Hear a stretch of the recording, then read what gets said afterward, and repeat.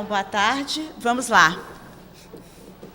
Este tema ele tem grande relevância, é claro, sempre as doenças cardiovasculares, porque quando a gente vai pelas estatísticas da Organização Mundial de Saúde, em todos os países, tem um grande contingente de adoecimento. Nós temos programado para 2020 a depressão como primeiro lugar, e, no momento, são as doenças crônico-degenerativas.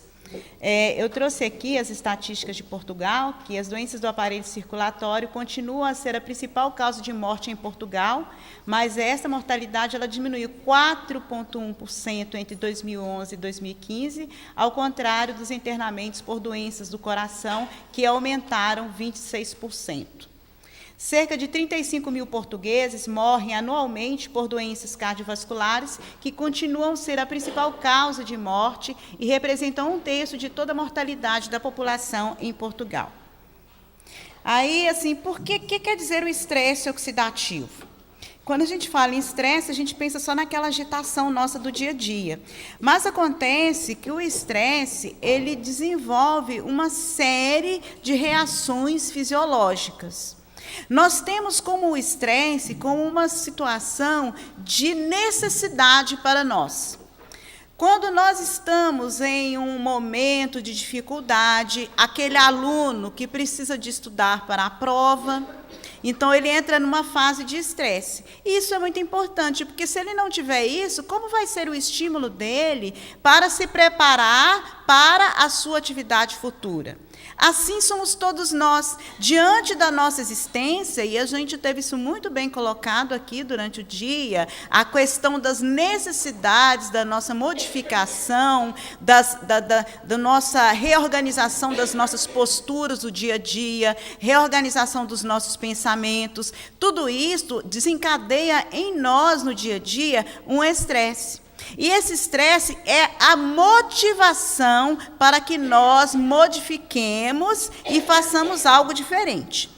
Esse estresse oxidativo que está colocado aqui é uma reação do organismo produzindo substâncias essas que são necessárias, mas quando elas estão em excesso, elas levam a alterações do nosso organismo. Então, todo mundo já ouviu falar, a presença dos radicais livres promovem o envelhecimento precoce, a presença de radicais livres promove uma série de doenças. E a gente está tratando, aqui neste caso, da insuficiência cardíaca, da doença cardíaca. Então, o estresse, esse chamado estresse oxidativo, que são as reações oriundas do estresse, elas podem provocar também um aumento e um agravamento da doença cardíaca.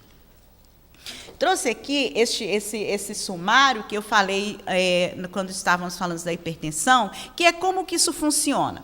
Nós temos aqui o nosso sistema nervoso central, este aqui é a região que a gente chama, o sistema límbico, que são essas estruturas responsáveis pelo controle das nossas emoções. Então, qualquer situação que seja, por exemplo, o estresse, nós vamos receber os estímulos aqui, vai chegar nessa situação a liberação de estruturas, e essas estruturas que são liberadas, essas substâncias, que seriam adrenalina e noradrenalina, vão agir em coração, nos vasos e nas glândulas adrenais, que são glândulas situadas em cima de cada rim, e essas glândulas elas que liberam todas essas estruturas de excitação no nosso organismo, aí promovendo várias alterações. Então, é assim que funciona essa questão do estresse de forma específica.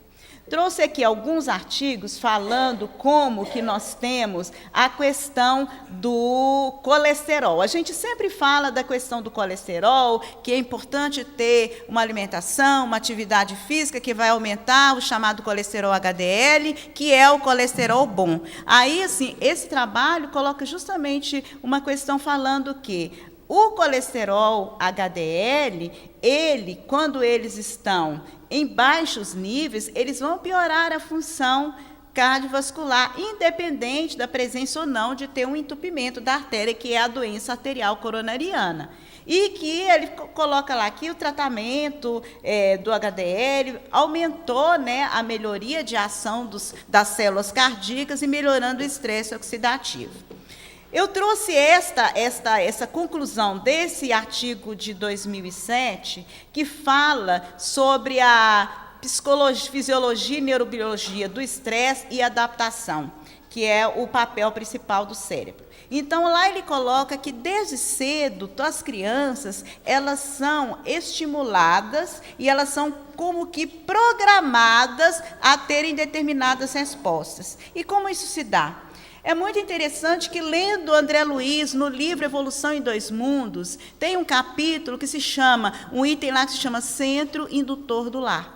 E é muito de acordo com o que diz nesse artigo. Nesse item, André Luiz fala que as crianças, elas observam o comportamento, a maneira de falar dos pais, e nisso elas vão se reproduzindo e vão reprogramando as suas respostas e as suas vivências na vida posterior. Ou seja, o pai e a mãe, às vezes, dão aquelas lições, aqueles comandos não verbais para aquela criança, e ela vai assimilando aquilo em sua fisiologia corporal, em sua neurofisiologia, e coloca aquilo que a doutora acabou de falar aqui. É aquele nosso piloto automático, porque são as mensagens que nós vamos assimilando como respostas a determinadas situações. E nós aprendemos desde cedo. Então, desde a tenridade, nós já vamos tendo aquela instrução de como ter comportamento tal, assim ou assado, diante de determinadas situações. E eu vou aqui refazer aquela história que o Dr. Roberto Lúcio contou da questão da ratoeira. Então, quando nós estamos em posição de não nos preocupar, de não nos envolver com as questões alheias, nós estamos reprogramando em nossa mente, em nossa consciência, a perda do altruísmo. A perda da afetividade, da maneira de interação com o nosso semelhante. E isso é impactante nesse outro conceito que eu vou colocar aqui. O que é a resiliência? A resiliência é a nossa capacidade de superação. Então, é a como nós suportamos ou resistimos à adversidade ou à predisposição ao risco de desajuste ou depressão. Então, no mundo atual, nós vemos que cada vez mais as pessoas não têm mais resiliência. A gente não tolera.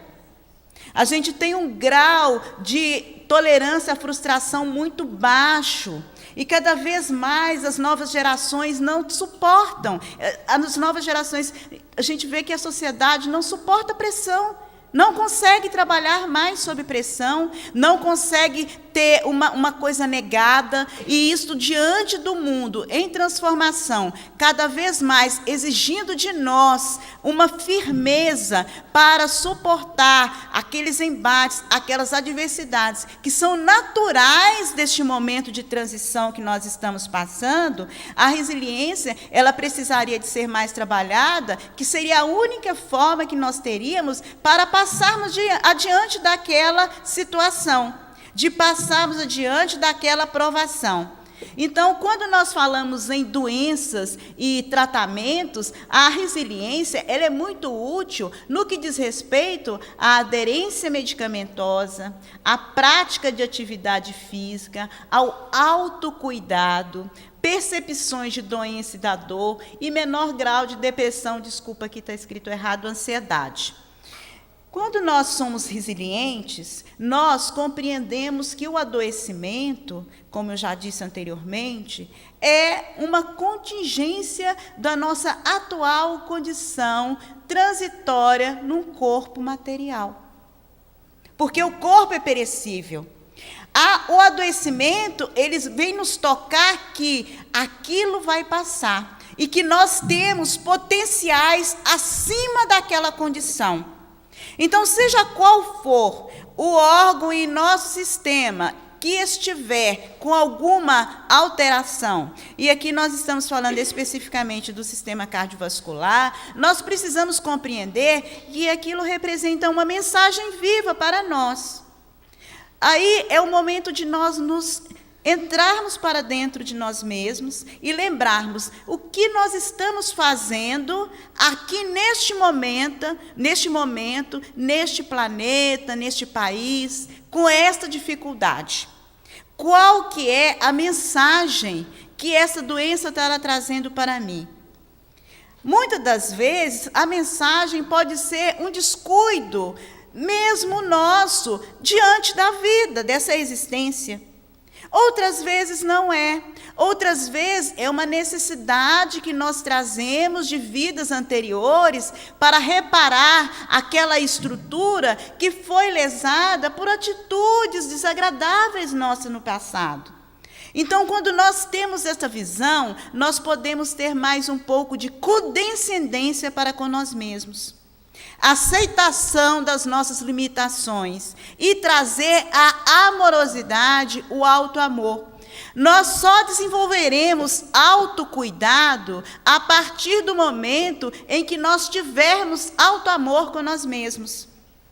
O que significa o autocuidado? A nossa condição de autogestão. A nossa condição de olhar para a gente mesmo, de saber o que nós temos de avanço, o que nós temos de retrocesso, aonde nós podemos modificar, em qual ponto está mais difícil, e escolhermos a partir de então aquela situação que é possível modificar no momento, e aí irmos a campo e realizar aquilo da melhor maneira possível. Eu trouxe aqui esse artigo, que é de 2016, que fala sobre ansiedade, depressão, resiliência e autoestima em pessoas com doenças cardiovasculares. Então, esse trabalho chegou à conclusão que os menores valores de resiliência se associaram a um aumento do risco de desenvolver doenças coronarianas. A mudança de comportamento, estilo de vida, qualidade de sono e quantidade, suporte social, cultivando uma visão positiva da vida, dieta saudável, evitar fumar e se engajar em atividades físicas regulares e moderadas. Todas as vezes que eu tenho um grau baixo de resiliência, o que acontece? Eu estimulo aquele meu eixo neurohormonal e, estimulando aquele eixo neurohormonal, eu fico ali ruminando. É a ruminação. Isso não podia ter acontecido comigo, fulano não podia ter falado assim com esse modo, como que ele foi intransigente comigo, por que essa pessoa é assim, por que a vida está trazendo para mim essas coisas, eu não mereço, eu faço tudo correto. Toda essa situação joga para dentro do nosso corpo uma descarga. Essa descarga vai no neuroendócrino, esse eixo vai descarregar mais hormônios estimulantes, esses hormônios vão elevar a pressão arterial, alterar a parede dos vasos, alterar um monte de estruturas no nosso corpo, e aí nós vamos adoecer cada vez mais, e a hora que nós despertarmos, nós estaremos já no leito de UTI. Isto acontece em algumas vezes com pessoas que nós conhecemos. Eu trouxe esse trabalho aqui, que ele é muito interessante, porque todas as recomendações médicas, e eu não estou falando aqui que essas recomendações elas são furadas por causa desse trabalho, é para que nós mudemos o nosso estilo de vida. Tenhamos o exercício físico, a alimentação tal e qual, que aí nós vamos ter, aliado ao tratamento medicamentoso, uma melhor sobrevida. Aí eles estudaram essa população na Grécia. E era uma população de idosos, e eles fizeram um estudo de coorte. O que é um estudo de coorte? Um estudo de coorte é um estudo que a gente pega as pessoas e nós vamos acompanhando ao longo do tempo. E eles acompanharam 20 anos essa população. E essa população era uma população que é o seguinte: eles não faziam dieta, não tinham atividade física. Eles comiam de tudo, alguns até fumavam, mas eles tinham uma vida social, um engajamento, uma afetividade muito grande. E isso fez com que eles, nesse estudo de 20 anos, não apresentassem nenhum episódio de doença coronariana, ao contrário do que acontece em outras sociedades. A única coisa que diferenciou essas pessoas dos outros foi a maneira como eles viviam. Era a afetividade, o amar ao próximo, ter atividades amorosas, ter aqueles almoços de fim de semana, todos talvez sentados diante de uma árvore bem frondosa, familiares, famílias conversando, tomando lá o seu cálice de vinho, comendo a comida que gostavam, mas dividindo as suas experiências afetivas. Então, esse foi o fator protetor, para que nós pensássemos um pouco mais nisto. Este outro artigo, ele é de 2016, ele fala justamente o que é que determina o efeito protetor da participação religiosa. Durante toda a manhã, todos falamos que a espiritualidade, a prática religiosa, a religiosidade intrínseca, ela protege, é um fator protetor, mas nós não explicamos o porquê que ocorre isso. Nós temos em nosso organismo a liberação de um hormônio, ele é pela adrenal, naquele circuito neuroendócrino, e esse hormônio é o cortisol. Então, o cortisol é importantíssimo, porque nós precisamos dele para ter todo o bom funcionamento do nosso organismo. É ele que nos estimula. De manhã a gente desperta e tudo mais. E ali pelas 9, 10 horas, a gente tem é como se a gente tivesse um pique. É o momento que, se a gente não tomou café, a gente vai precisar de fazer um lanchinho. Ou então, se a gente tomou café muito cedo, a gente vai precisar de se alimentar. É o momento que, como o nosso organismo estivesse dando uma despertada. É o pico do cortisol, porque ele tem um ritmo durante o dia, que é o chamado ritmo circadiano. Quando nós temos uma elevação persistente do cortisol, aí a coisa começa a piorar. Porque essa elevação persistente, ela leva ao adoecimento. Ele leva a deflagração de obesidade, alteração do sono, leva a diabetes, hipertensão arterial, doença coronariana. Aí sai um monte de doenças. Doenças neoplásicas, depressão, tudo por causa do cortisol alto. Então, sabe-se que o cortisol, ele se eleva em estados de ansiedade, de depressão, de estresse constante, e quando ele se mantém elevado persistentemente, ele gera doenças. E o que esse artigo mostrou é que 1.470 entrevistados que realizaram o coping negativo, que é aquela questão de que o adoecimento é um castigo de Deus, é aquela situação que a pessoa não compreende, não tem resiliência para a situação que está passando, aí tinha o cortisol persistentemente elevado. Então, mostra esse trabalho, ele determina que a religiosidade intrínseca, ela normalizaria a flutuação do cortisol e, com isso, favoreceria a saúde. Então, esse seria o mecanismo. Então, a baixa resiliência ao estresse na adolescência é um fator para a doença coronariana na meia-idade e diminui o benefício da atividade física. Então, a gente vê, desde jovem, não tolerando as dificuldades, nós nos preparamos para sermos velhos adoecidos, idosos adoecidos. Então, esse quadrinho é Deixe o amor chover na sua horta, que é a artéria. Joguemos amor nos nossos vasos, no nosso corpo, na nossa estrutura corporal. Aí eu trago aqui, no livro No Mundo Maior, André Luiz cita o caso desse Antídio, que muitas das vezes o adoecimento chega para nós, para despertar em nós a parada, para a reflexão, e muitas das vezes nós não entendemos isto. Porque nós fazemos, às vezes, um coping negativo. Porque como a gente lê nos livros que tudo é lei de causa e efeito, mas pode ser causas atuais das aflições, capítulo 5 de O Evangelho segundo o Espiritismo. Nem todas as causas são anteriores. Então, às vezes, a vida está tão tumultuada, a gente está tão desenfreado, tão desesperado que a espiritualidade amiga e fala assim, vamos diminuir ali o grau de Antônia. Antônia não pode continuar assim, que ela está perdendo a reencarnação. Então, assim, adoece Antônia um pouquinho. Aí é o que eles fizeram com esse irmão aqui, que aí ele doente, ele vai ter que parar para refletir. Porque é só doente que a gente lembra, eu podia ter feito isso, podia ter feito aquilo, agora eu estou aqui parado. Quando a gente ainda tem a condição de fazer isso, né? Porque é isso que ele fez, O infortunado amigo será portador de uma nevrose cardíaca por 2 a 3 meses.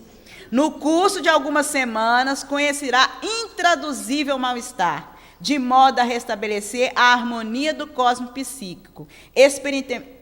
Experimentará indizível angústia, submeter-se-á a medicações e regimes, lhe acordarão os sentimentos devagarinho para a nobreza do ato de viver, para que nós aprendamos a valorizar a vida. Então, é aquela coisa, aí quando adoece, aí Antídio frequentava a casa espírita, né? Aí ele vai lá na casa espírita, começa a frequentar as palestras, aí ouve as palestras, assim, como é que eu não prestei atenção nessa palestra dessa maneira antes? Volta a fazer o evangelho do lar de maneira diferenciada, volta a pensar nesses 3 meses que está tudo complexo, porque ele quer se melhorar. Passe água fluidificada. É esse o objetivo, para que a partir da melhoria, da recuperação, ele tome um novo rumo de vida. André Luiz continua dizendo em Evolução em 2 Mundos, que no capítulo Invasão Microbiana e no capítulo Predisposições Mórbidas, a etiologia das moléstias perduráveis que afligem o corpo físico e dilaceram, guardam no corpo espiritual as suas causas profundas. Então, muitas das vezes, nós temos cicatrizes para serem refeitas nesta vida. Então, o Roberto estava falando que nós todos somos assim, a gente doente. Nós estamos internados para uma recuperação.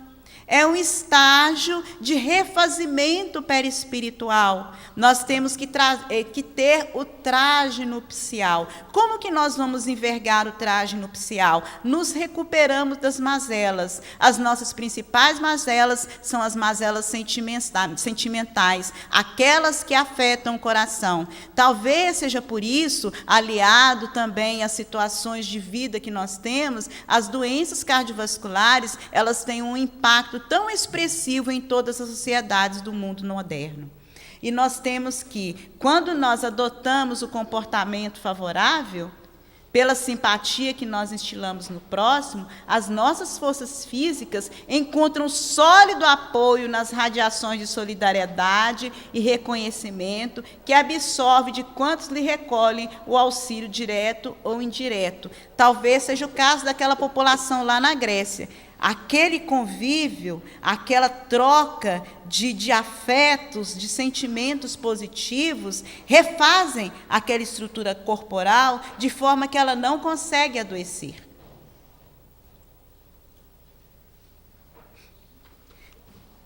Esse artigo é muito interessante, ele é de 2017, né? Que ele fala sobre o papel da espiritualidade no estilo de vida, né, entre os pacientes com doenças cardiovasculares crônicas. Então, a religião, ela pode dar força, mas também, em alguns casos, ela pode ser experimentada como luta, quando a gente utiliza como um sentimento de culpa. Então, eles chamam a atenção aqui, o Dr. Harold Koenig, a respeito de que os clínicos, aqueles profissionais da área de saúde, devem atentar sobre a forma como a religião e a prática e crença espiritual pode interagir nos pacientes com doenças cardíacas e pulmonares e, principalmente, como essas crenças vão impactar nas tomadas de decisão. Aí eu trago aqui, a doutora acabou de falar sobre a questão da meditação, do mindfulness, etc. O doutor Herbert Benson é um cardiologista da universidade lá no hospital em Massachusetts, e ele tem o Instituto Mente e Corpo. Nesse Instituto Mente e Corpo, ele promove com seus pacientes a atenção plena.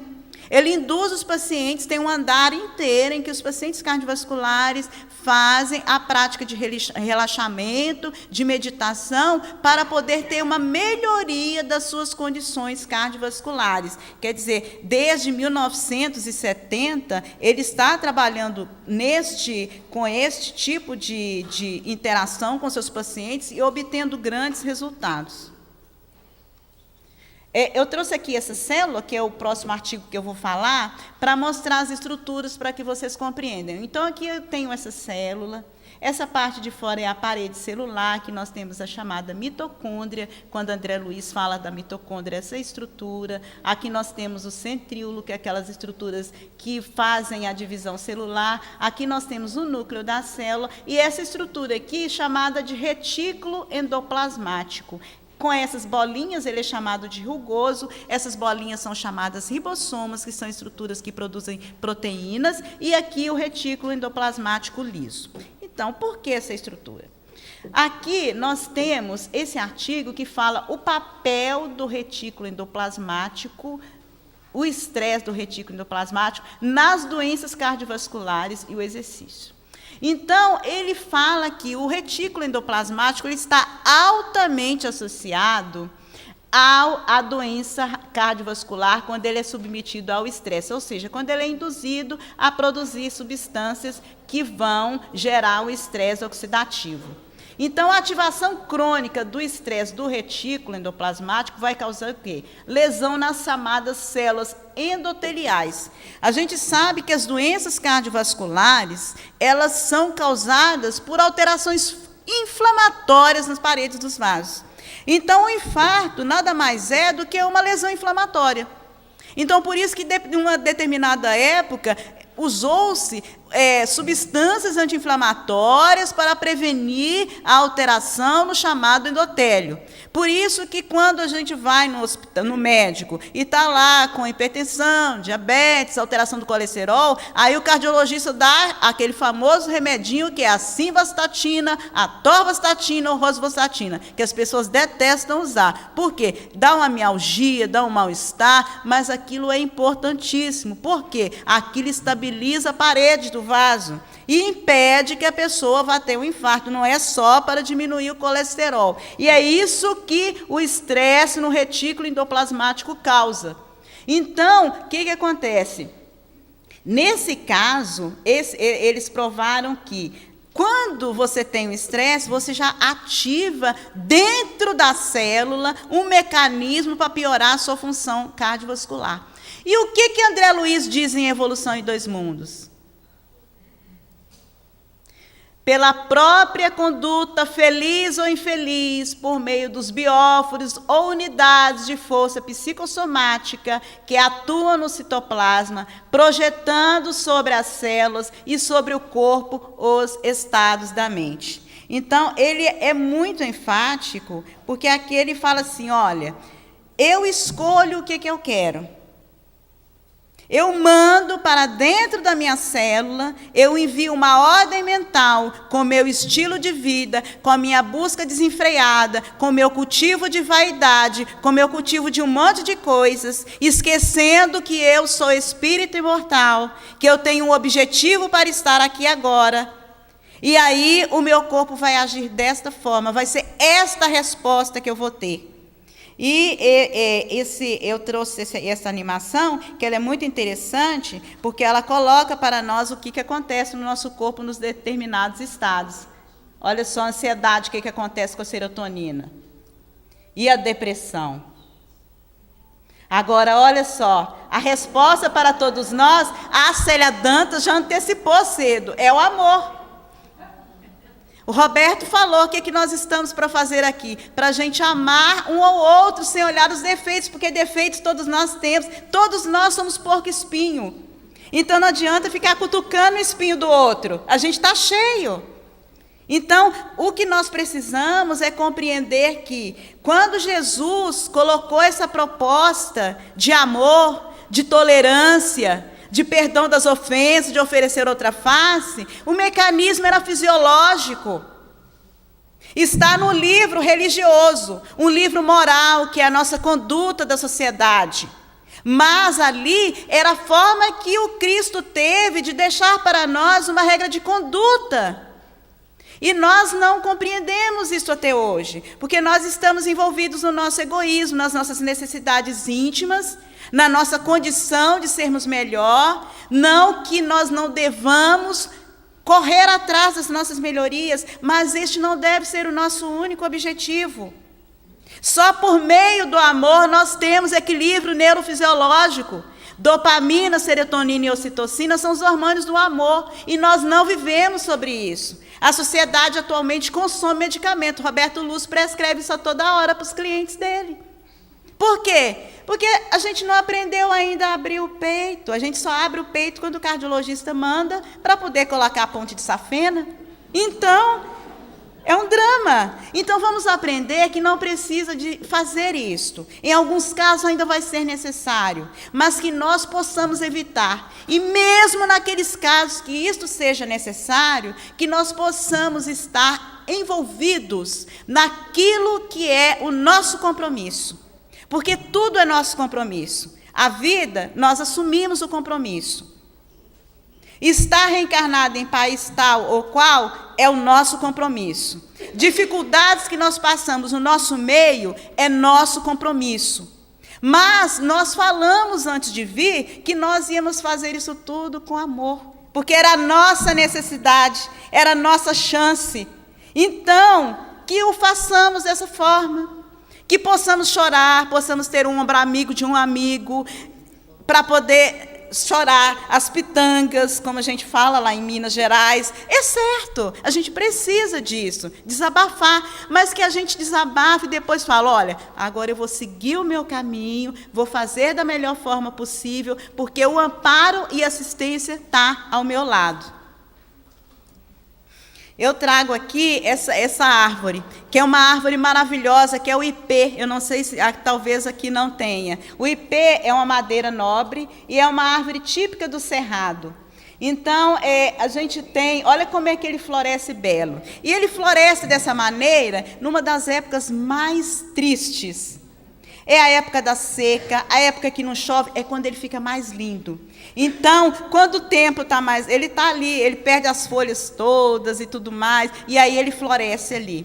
Então, quando eu vejo o ipê amarelo, eu moro em Brasília, aí é quando a umidade está mais baixa, quando o sol está rachando, a gente está passando mal, aí eu passo assim, olho o ipê está lá, dando aquela lição.